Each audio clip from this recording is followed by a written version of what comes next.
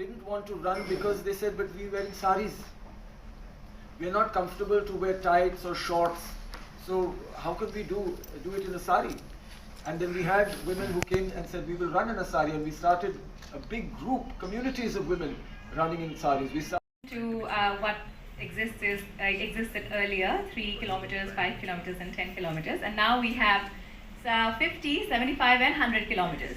And let me tell you, this idea, it didn't just come to us, it actually came from the ambassadors of Pinkathon. When we looked at them and their amazingly inspiring stories, like each one of them, it is so incredible. I was just talking to Shakila earlier, you will listen to her story. Like her, in fact, my story started with Pinkathon. I started running my first 10K actually. I started with Pinkathon. I ran my first 10K with Pinkathon, ran my first 21K with Pinkathon. And now I did a half Ironman, a full Ironman, and a T100 day before yesterday in Dubai. So 3 triathlons in 3 months.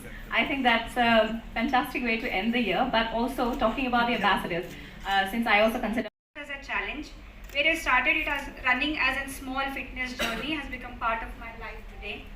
And I've told about this, my running starting journey of 3 kilometers with Pinkathon and a picture with Milind in many of my corporate events as well. I'm a banker by profession for more than 20 years now. So I've told this, and then they still ask me that, okay, do you have a picture with him now because you have done a lot of podiums, pacing, and then you have done. I said no. I think that day will come, and thanks to Praveen sir that okay, I got this opportunity today, and I wanted. ಗೋಸ್ಕರ ಇದು ಕಾರ್ಯಕ್ರಮ ಹಮ್ಮಿಕೊಳ್ಳಲಾಗಿದೆ. ಈಗ ಏನಂದರೆ ನಮ್ಮ ದೇಶದಲ್ಲಿ ಪಾಶ್ಚಾತ್ಯ ದೇಶಕ್ಕೆ ಹೋಲಿಸಿದ್ರೆ ತುಂಬ ಅಡ್ವಾನ್ಸ್ ಸ್ಟೇಜಸಲ್ಲಿ ನಾವು ಬ್ರೆಸ್ಟ್ ಕ್ಯಾನ್ಸರ್ ಪೇಷಂಟ್ಸನ್ನು ನೋಡ್ತೀವಿ, ನಾವು ದಿನನಿತ್ಯ ನೋಡ್ತಕ್ಕಂಥದ್ದು. ಹಾಗೆ ಸೆಲ್ಫ್ ಎಕ್ಸಾಮಿನೇಷನ್ ನಾವು ಎಂಕರೇಜ್ ಮಾಡಿದ್ದೆ ಅದರಲ್ಲಿ ಅರ್ಲಿ ಸ್ಟೇಜಸಲ್ಲಿ ಇದನ್ನ ಗುರುತಿಸ್ಬೋದು. ಅದಕ್ಕೆ ಬೆಸ್ಟ್ ಟೆಸ್ಟ್ ಅಂತಂದರೆ ಮ್ಯಾಮೋಗ್ರಾಮ್. 40-50 ವರ್ಷದ ಆದ ನಂತರ ಪ್ರತಿ ವರ್ಷ ಮ್ಯಾಮೋಗ್ರಾಮ್ ಮಾಡಿಸ್ಕೋಬೇಕು. ಆದರೆ ನಮ್ಮಂತಹ ದೇಶದಲ್ಲಿ ಇಷ್ಟೊಂದು ಪಾಪ್ಯುಲೇಷನ್ ಇರೋ ಹತ್ರ ಅಷ್ಟು ಇನ್ಫ್ರಾಸ್ಟ್ರಕ್ಚರ್ ಇಲ್ಲ ಮ್ಯಾಮೋಗ್ರಾಮ್ ಮಾಡಲಿಕ್ಕೆ.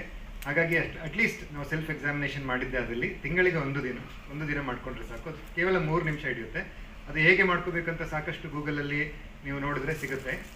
ಅದು ಪ್ರೀ ಮೆನೋಪಾಸಲ್ ಅಂದರೆ ಮುಟ್ಟು ನಿಲ್ಲೋಕ್ಕಿಂತ ಮುಂಚೆ ಆಗಿದ್ದರೆ ತಿಂಗಳಿಗೊಮ್ಮೆ 10ನೇ ದಿನ, ಮುಟ್ಟು ಆದ ನಂತರ 10ನೇ ದಿನ ಪರೀಕ್ಷೆ ಮಾಡ್ಕೋಬೇಕು.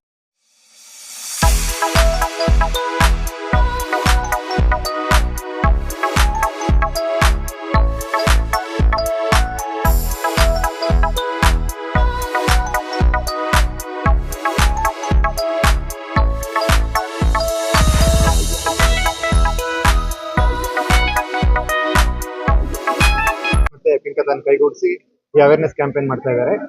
ಈಗ ಬ್ರೆಸ್ಟ್ ಕ್ಯಾನ್ಸರ್ ಅವೇರ್ನೆಸ್ ಬಹಳ ಮುಖ್ಯ ಆಗುತ್ತೆ, ಮತ್ತೆ ಫಿಟ್ನೆಸ್ ಫಾರ್ ವುಮೆನ್ ಅದು ಮುಖ್ಯ ಆಗುತ್ತೆ. ಹಾಗಾಗಿ ಪಿಂಕಥಾನ್ ಅವರು ಪ್ರತಿ ವರ್ಷ ಮ್ಯಾರಥಾನ್ ಅರೇಂಜ್ ಮಾಡ್ತಾರೆ. 3 ಕಿಲೋಮೀಟರ್ಸ್, 5 ಕಿಲೋಮೀಟರ್ಸ್, 10 ಕಿಲೋಮೀಟರ್ಸ್, ಹಾಗೆಯೇ ಅಲ್ಟ್ರಾ ಮ್ಯಾರಥಾನ್ ಕೂಡ ಅರೇಂಜ್ ಮಾಡ್ತಾರೆ. ಈಗ ಭಾರತದ 52 ಸಿಟೀಸ್ಗಳಲ್ಲಿ 52 ವಾರನೂ ಮಾಡಬೇಕಂತ ಅಂದ್ಕೊಂಡಿದ್ದಾರೆ. ಮತ್ತು ಇದಕ್ಕೆ ಝೈಡಸ್ ಕೈಗೂಡಿಸಿ ಬ್ರೆಸ್ಟ್ ಕ್ಯಾನ್ಸರ್ ಅವೇರ್ನೆಸ್ ಕೂಡ ಇದರಲ್ಲಿ ಕೈಗೂಡಿದೆ. ಅಂದರೆ ಈಸಿ ಎಕ್ಸಾಮಿನೇಷನ್ ಫಾರ್ 3 ಮಿನಿಟ್ಸ್, ಅಂದರೆ ಕೇವಲ 3 ನಿಮಿಷ ಬ್ರೆಸ್ಟ್ ಸೆಲ್ಫ್ ಎಕ್ಸಾಮಿನೇಷನ್ ಮಾಡಿಕೊಂಡ್ರೆ ಸಾಕಷ್ಟು ಬ್ರೆಸ್ಟ್ ಕ್ಯಾನ್ಸರ್ನ ಅರ್ಲಿ ಸ್ಟೇಜಸ್ಸಲ್ಲಿ ಕಂಡುಹಿಡಿಬೋದು ಮತ್ತು ಗುಣಪಡಿಸ್ಬೋದು ಅಂತ ಹೇಳಿಕೆ. ಯಾವ ಇದು ಜನರಲಿ ಬ್ರೆಸ್ಟ್ ಸೆಲ್ಫ್ ಎಕ್ಸಾಮಿನೇಷನ್ 20 ವರ್ಷದ ನಂತರವೇ ಶುರು ಮಾಡ್ಕೋಬಹುದು. ಆಗ ಅವರಿಗೆ ಲಂಪ್ ಅಂದ್ರೆ ಏನು, ಮತ್ತೆ ಮಾಸಸ್ ಹೇಗೆ, ಅಬ್ನಾರ್ಮಲ್ ಮಾರ್ಕ್ಸ್ ಏನು ಅದೆಲ್ಲ ಗೊತ್ತಾಗುತ್ತೆ. ಇನ್ನು ಮ್ಯಾಮೋಗ್ರಾಮ್ ಏನಿದೆ ಅದು gold standard breast cancer detect ಮಾಡಲಿಕ್ಕೆ. ಅದು 40 ವರ್ಷದ ನಂತರ ಮಾಡಿಸ್ಬೇಕು, ವರ್ಷಕ್ಕೊಮ್ಮೆ. ಆದರೆ ಸೆಲ್ಫ್ ಎಕ್ಸಾಮಿನೇಷನ್ ತಿಂಗಳಿಗೊಮ್ಮೆ ಮಾಡ್ಕೋಬೇಕು. ಮುಟ್ಟು ಆದ 10 ದಿನಗಳ ನಂತರ ಮಾಡ್ಕೊಂಡಿದ್ದೆ ಆದಲ್ಲಿ ನಾವು ಅರ್ಲಿ ಸ್ಟೇಜಸ್ಗೆ ಬ್ರೆಸ್ಟ್ ಕ್ಯಾನ್ಸರ್ನ ಕಂಡುಹಿಡಿಯಬಹುದು. ಅಲ್ಲ, ಪೋಸ್ಟ್ ಮೆನೋಪಾಸ್ ಆದ ನಂತರನೇ ಕ್ಯಾನ್ಸರ್ ಜಾಸ್ತಿ ಆಗೋದು. ಅವರು ಯಾವ ದಿನನಾದ್ರೂ ಮಾಡ್ಕೋಬಹುದು. ಹಾಗೆ ಕೇವಲ 3 ನಿಮಿಷ ಸ್ಪೆಂಡ್ ಮಾಡಿದ್ರೆ ಅಟ್ಲೀಸ್ಟ್ ಅರ್ಲಿ ಸ್ಟೇಜಸ್ ಅಲ್ಲಿ ಕಂಡುಹಿಡಿಯಬಹುದು.